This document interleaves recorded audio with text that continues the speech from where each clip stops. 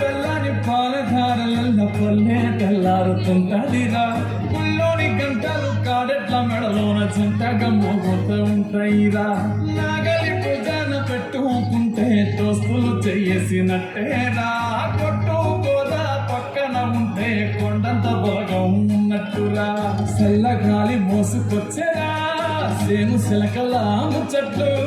దారి పుడుగు చెట్ల కొమ్మలా రాలుతున్న పూల సప్పట్లు గట్టి మోపులు కాల్వ గట్టులు చెమట సుక్కల్లో తడిసిన ఈ మట్టి గంధాల